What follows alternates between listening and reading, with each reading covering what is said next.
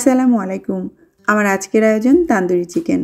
আপনাদের অনেকেরই অনুরোধ ছিল প্যাকেট মশলা দিয়ে চুলাতে কিভাবে রেস্টুরেন্টের স্বাদে তান্দুরি চিকেন বানানো যায়।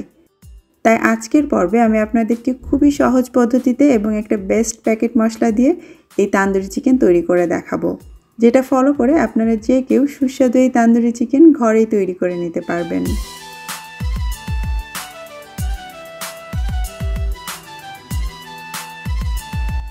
তান্দুরি করার জন্য আমি আজকে শুধু চিকেন লেগ পিসগুলো ব্যবহার করছি, তবে আপনি চাইলে সাথে বুকের মাংস অথবা আস্ত মুরগিও নিতে পারেন।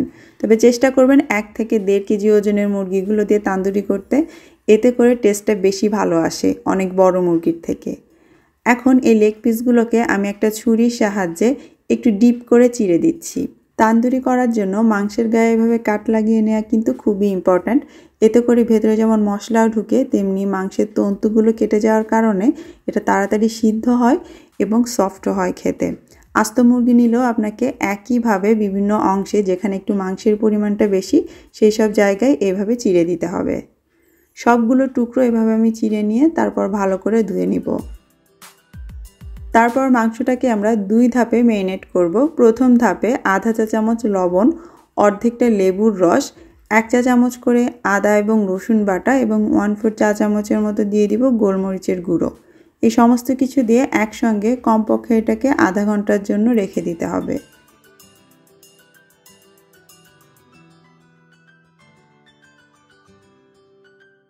এবারে সেকেন্ড ধাপের ম্যারিনেশনের জন্য একটা বাটিতে আমি 1/4 কাপ নিয়ে নিচ্ছি টক দই, 2 টেবিল চামচ নিয়ে নিচ্ছি হট টমেটো কেচাপ, তারপর নিচ্ছি 1 প্যাকেট তান্দুরি মশলা।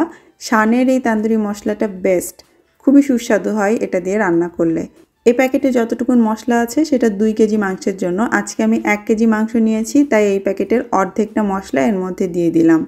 সাথে 1/4 চা চামচ কাসুরি মেথি এবং 2 টেবিল চামচ দিয়ে দিচ্ছি তেল, চাইলে বাটার অথবা ঘিও দিতে পারেন। এবারে সমস্ত কিছু একসঙ্গে ভালো করে মিশিয়ে নিচ্ছি, যাতে মশলা আর দইটা খুব ভালোভাবে মেখে যায়। মশলাটা মেশানো হয়ে গিয়েছে, দেখতেই পাচ্ছেন কালারটাও কত চমৎকার। এবারে এর মধ্যে ম্যারিনেট করে রাখা চিকেনের পিসগুলো এনে তার গায়ে মশলা ভালো করে মাখিয়ে দিতে হবে। কাটা অংশের ভেতরে আঙুলের সাহায্যে মশলাগুলো একটু ঢুকিয়ে দিতে হবে, এতে করে ভেতর পর্যন্ত মশলা ঢুকবে। খুব ভালোভাবে কোথাও যেন একটুও ফাঁকা না থাকে এমন করে মশলা দিয়ে মাংসের পিসগুলো আপনাকে কভার করতে হবে। তারপর এটাকে রেস্টে রেখে দিতে হবে কমপক্ষে 1 ঘন্টার জন্য। উপর দিয়ে 1 চা চামচের মতো তেল ছড়িয়ে দিতে পারেন চাইলে।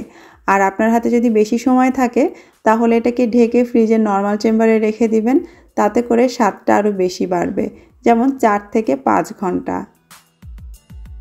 ম্যারিনেশনের পর্বটা শেষ হলে এবার চুলায় একটা প্যান গরম করে নিয়েছি মিডিয়াম হাই আঁচে।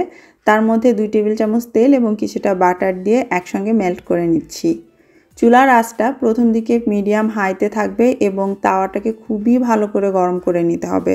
তারপর এর মধ্যে ম্যারিনেট করে রাখা মাংসের পিসগুলো দিয়ে দিতে হবে, একটু ফাঁকা ফাঁকা করে দিতে হবে। আর খেয়াল রাখবেন প্রথম পর্যায়ে যেন প্যান বা তাওয়া যেটা নেন খুব ভালোভাবে গরম হয়, তা না হলে কিন্তু মাংসের গায়ের মশলাগুলো খুলে খুলে আসবে।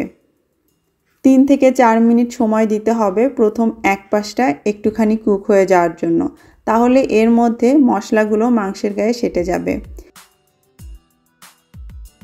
প্রায় 4 মিনিটের মাথায় আমি মাংসগুলোকে উল্টে দিচ্ছি, আর দেখতে পাচ্ছেন এরই মাঝে পেছনে একটু পোড়া পোড়া ভাব চলে এসেছে। এইবারে চুলার আঁচটা আমরা মিডিয়াম করে দিব। তারপর এটাকে কুক করে নিব যতক্ষণ না সেদ্ধ হয় এবং পছন্দ মতো একটা পোড়া পোড়া ভাব এর গায়ে আসে।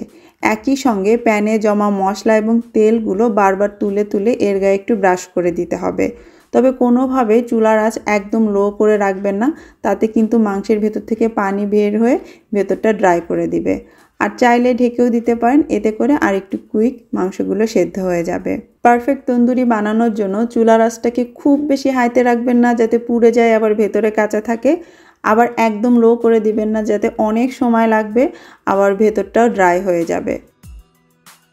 যখন দেখবেন মাংসের গায়ের মশলাগুলো ডার্ক কালার হয়ে গিয়েছে, কিছু জায়গায় পোড়া পোড়া হয়েছে এবং মাংসটাও ভেতর থেকে এরকম নরম হয়ে গিয়েছে, তখন এগুলোকে তুলে ফেলতে হবে। খুবই সহজ, তাই না?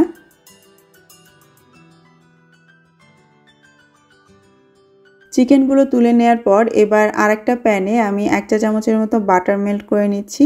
এরপর যে বাটিতে আমরা মাংসগুলো মেরিনেট করে রেখেছিলাম তাতে যে এক্সট্রা মশলাটা থেকে গিয়েছিল সেটা এবং সেই বাটিটা ধুয়ে কিছুটা পানি এর মধ্যে দিয়ে দিচ্ছি। তারপর মিডিয়াম আঁচে এই পানিটা শুকিয়ে তেল ওঠা পর্যন্ত আমরা ভুনে নিব। আর এই মশলা দিয়ে তান্দুরি চিকেন খেতে কিন্তু খুবই মজা লাগে।